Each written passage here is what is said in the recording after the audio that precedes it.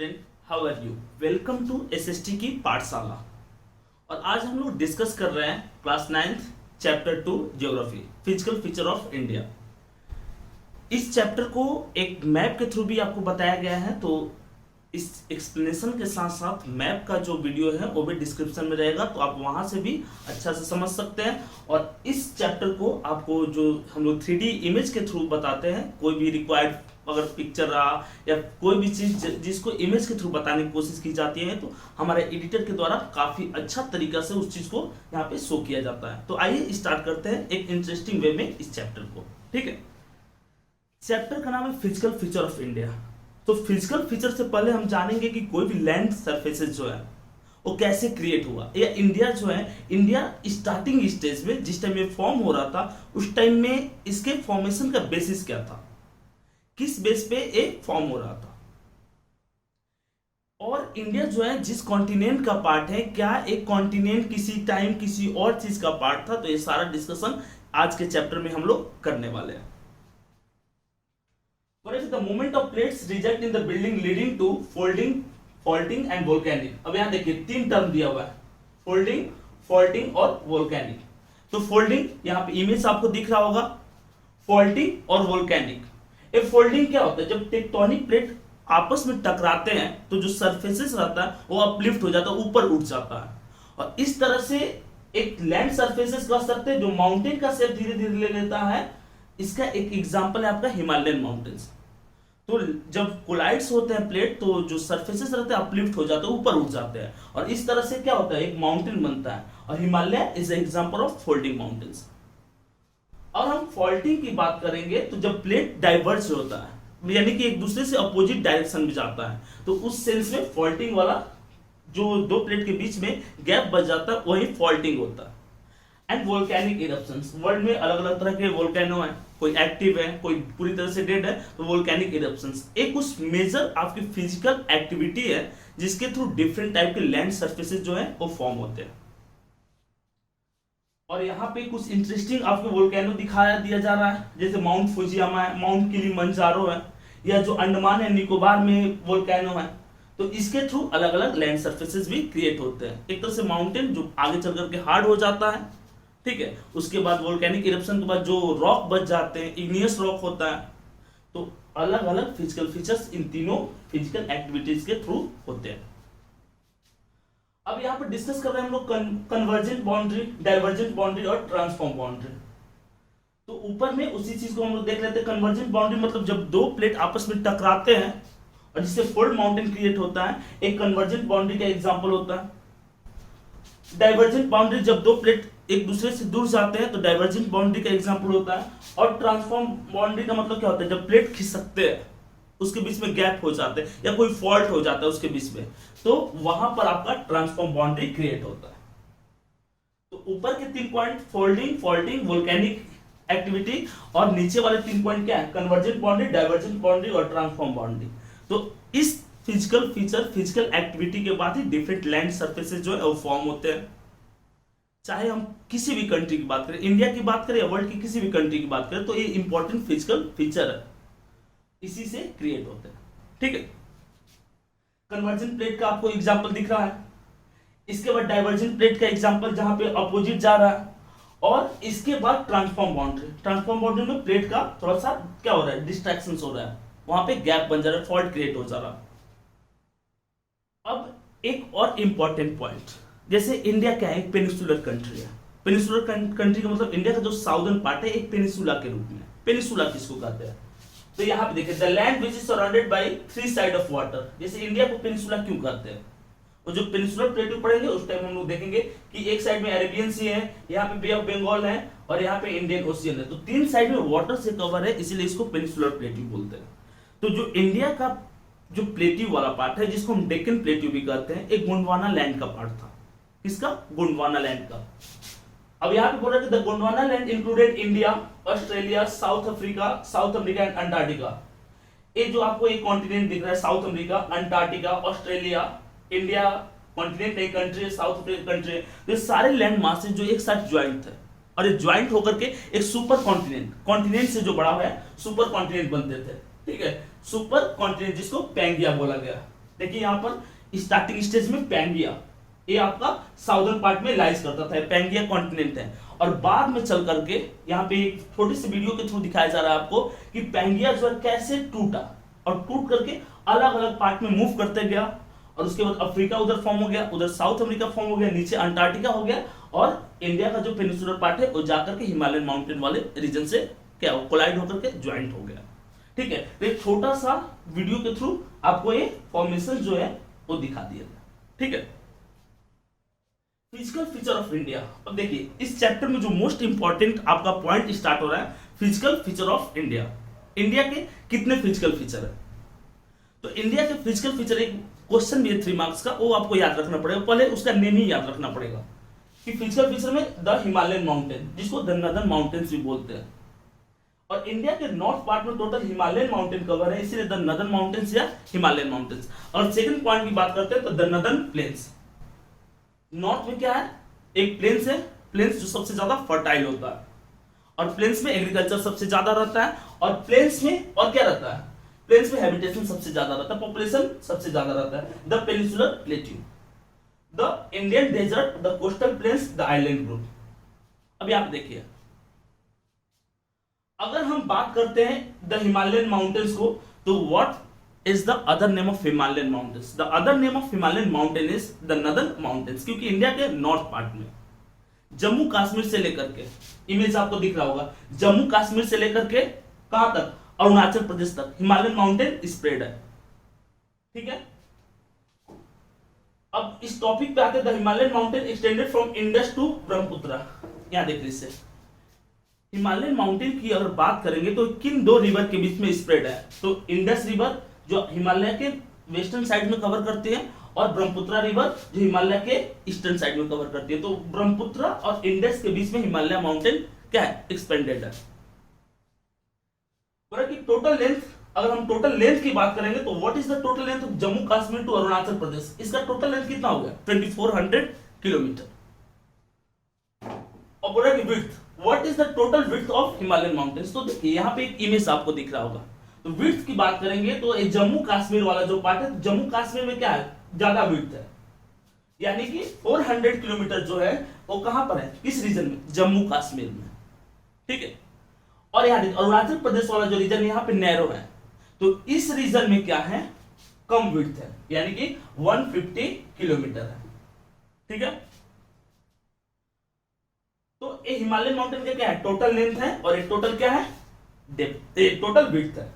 अब इसके बाद एक आपको लिस्ट साइड में दिख रहा होगा, जिसमें वर्ल्ड के टॉप 10 माउंटेन में से एक हटा रहे हैं हम, केटू काराकोरम को हटा रहे हैं, क्योंकि काराकोरम एक अलग रेंज, एक अलग माउंटेन का पार्ट है। ठीक है, हिमालयन माउंटेन जो है इसमें से टॉप, वर्ल्ड के टॉप 10 में से टॉप 9 माउंटेन हिमालयन माउंटेन के हैं।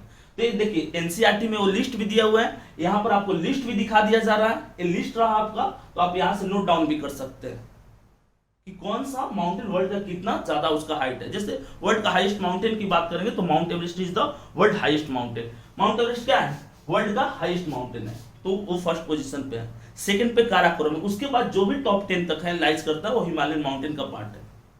Himalayan mountain is the world youngest mountain, Himalayan mountain जो है वर्ल्ड का यंगेस्ट माउंटेन है। और जो भी माउंटेन यंगेस्ट होता है उसकी स्पेशलिटी होती है, उसके पास हाइट बहुत ज्यादा रहता है, उस माउंटेन के पीक के पास क्या रहता है, हाइट बहुत ज्यादा रहता है।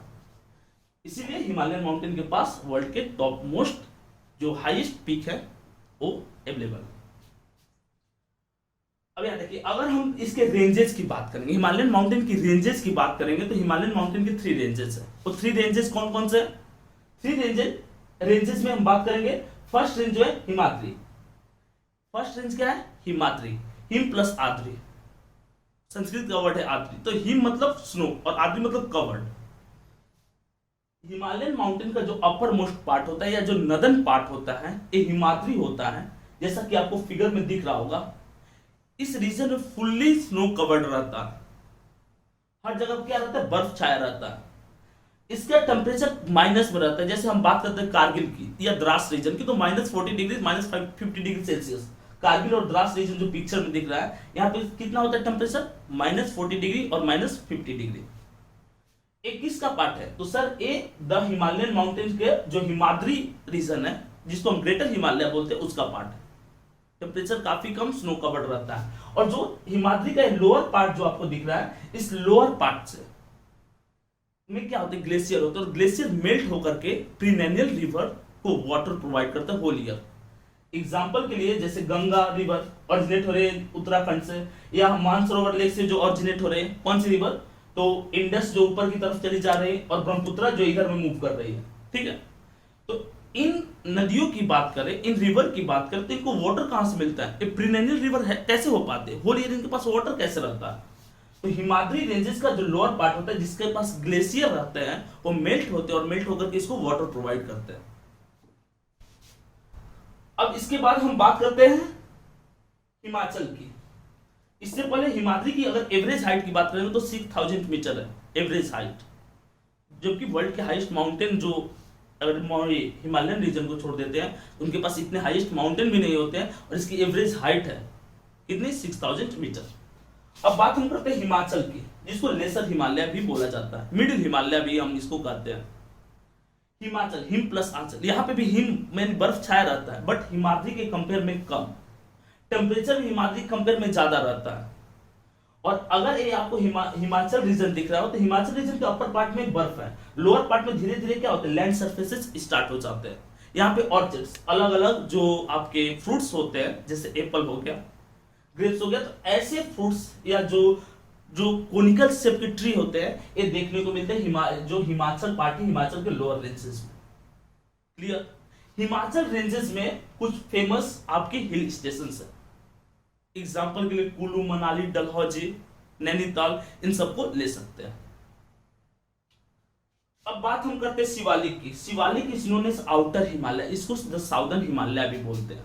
शिवालिक में, इस शिवालिक रेंजेस है, यहाँ पे स्नो कवर्ड नहीं रहता है, और यहाँ पे रिवर जो है, जो माउंटेनियस रिवर से रीजन से निकलने वाली रिवर है, वो कहाँ पे इंटर कर जाती है? वो इंटर करना स्टार्ट कर जाती है प्लेन्स में। क्लियर है? यहाँ पे टेरेस फार्मिंग होता है, सीढ़ीनुमा खेती, एग्रीकल्चर जिसको बात करते हैं, टी गार्डन्स, ये सब इसी शिवालिक रेंजेस में पाए जाते हैं। क्लियर? कोई दिक्कत? अब अगर हम शिवालिक रेंज की विड्थ की बात करेंगे, ठीक है, तो शिवालिक रेंज की विड्थ कितना है? 10 से 15 किलोमीटर। कितना है? 10 से 15 किलोमीटर। और हाइट की बात करेंगे तो 900 से 1100 मीटर इसकी हाइट है। कितनी हाइट? 900 से 1100 मीटर है, जो कि काफी कम है। अब कहीं पे इंक्रीज कर जाएगा, कहीं पे डिक्रीज, बट एवरेज हाइट जो है 900 से 1100 मीटर माना जाता है। हिमाचल में यहाँ देखिए धौलाधार और महाभारत रेंजेस, ऐसे हिमाचल रेंजेस में अलग अलग नेम से धौलाधार और महाभारत रेंजेस भी अवेलेबल हैं। ये 1 मार्क क्वेश्चन आ सकता है, आप इसको नोट डाउन कर सकते हैं। ठीक है, कौन कौन से? धौलाधार और महाभारत रेंजेस। अब इसके बाद हम बात कर रहे हैं इंपॉर्टेंट दून्स के। ये दून्स जो है वो किस रेंजेस में होते हैं? तो सर दून्स जो है वो शिवालिक रेंजेस में होते हैं। जैसे देहरादून आपको दिख रहा होगा, capital of Uttarakhand. Other name of Uttarakhand, Uttaranchal. Kotli duns और पाटिल दून्स। अब यहां देखिए देहरादून, कोटली दून्स और पाटिल दून्स, ये तीनों दून्स एक बार फिगर आप देख लीजिए, ये कहां पे प्रेजेंट है, उसका लोकेशंस भी आप यहां पर देख सकते हैं।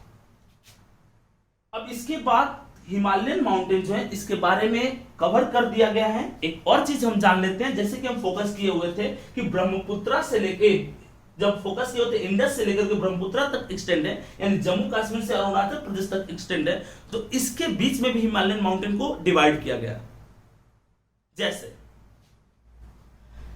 इंडस रिवर, इंडस से लेकर के सतलज रिवर के बीच के हिमालय को पंजाब या हिमाचल हिमालय बोला जाता है। याद रखिएगा, इंपॉर्टेंट क्वेश्चन है।